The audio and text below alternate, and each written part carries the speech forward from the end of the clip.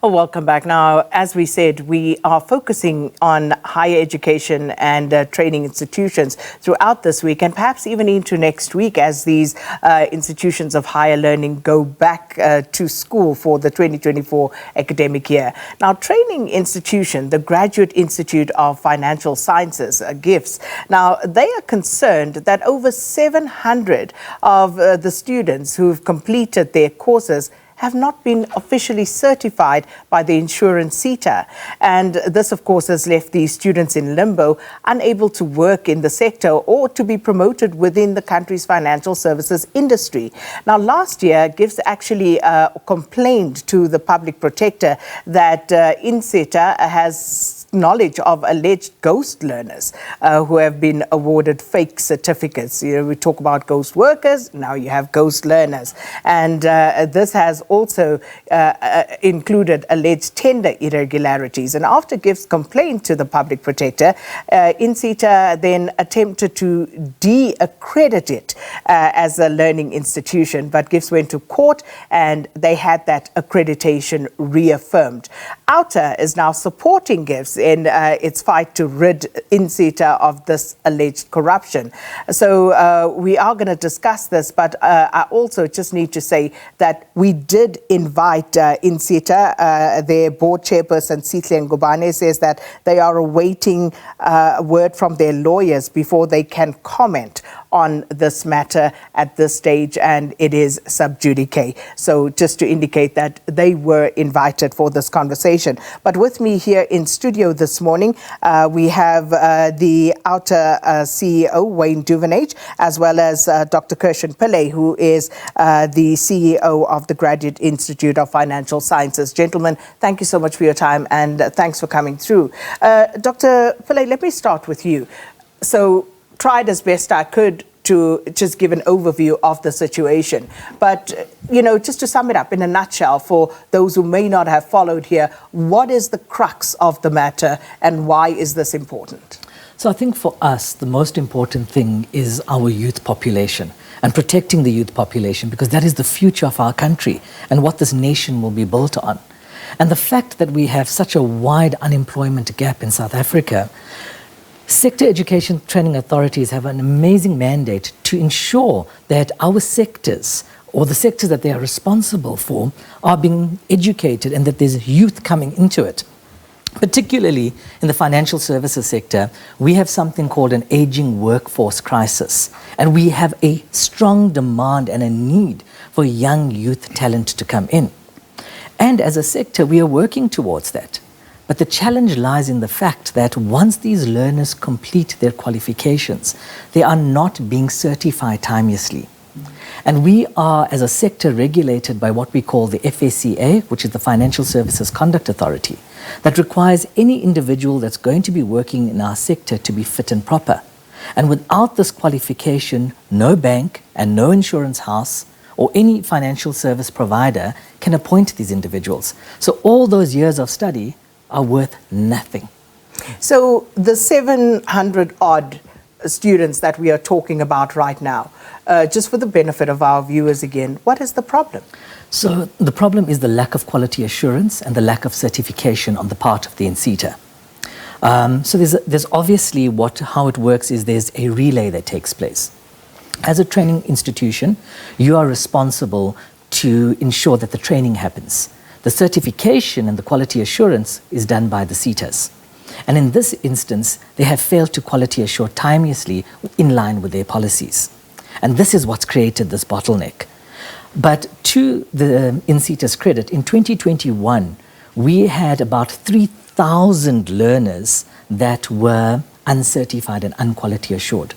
We created a blueprint for them and said, let's follow this blueprint to try and get individuals out of the system. And from 3,000, it's whittled down to 700. But 700 qualified individuals not getting their certificate and not having the ability to earn an income and being denied their right to a livelihood is still a problem. It's 700 too much.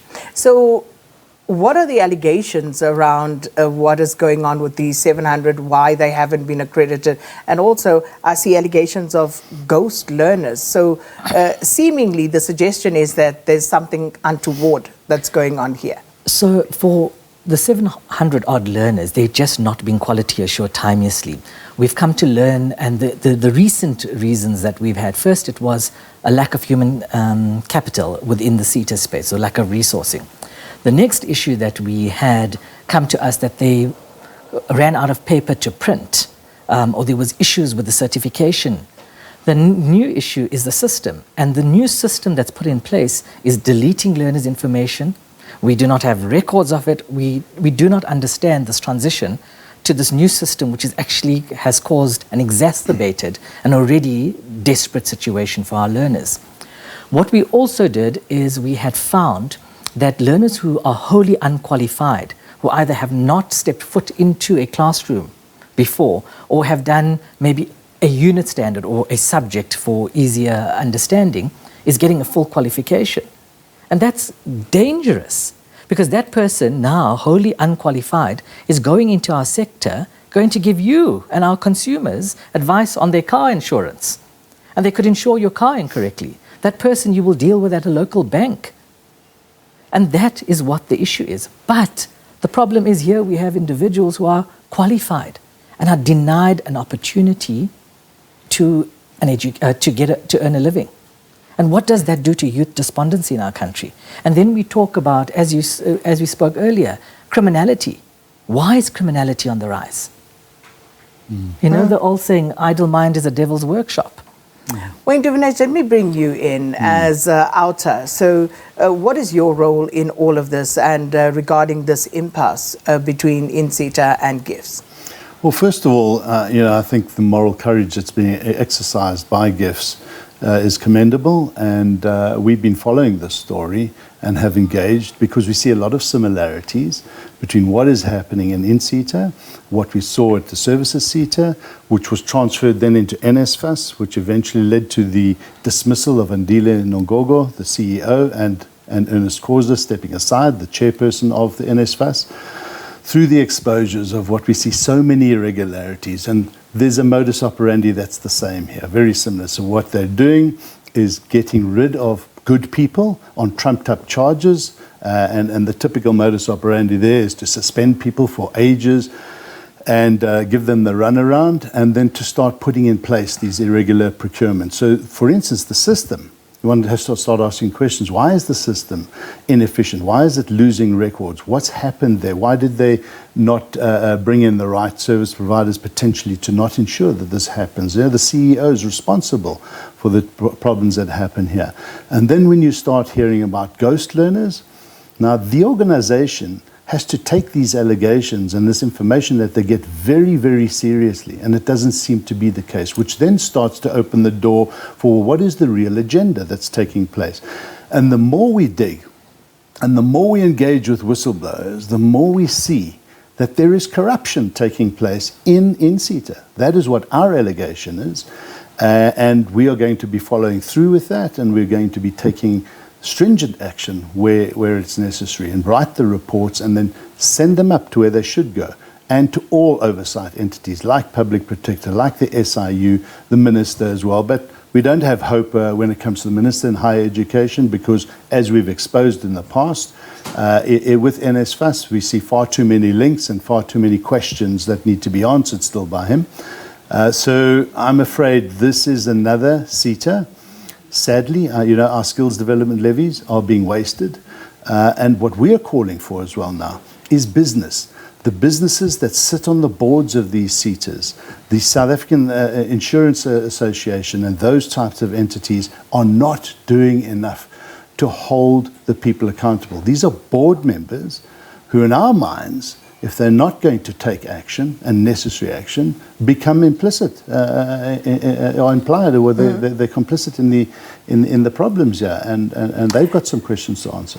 So let's push that a little further. Yeah. So to whose benefit is all of this happening? You speak of links, and what exactly is going on and who's benefiting from it?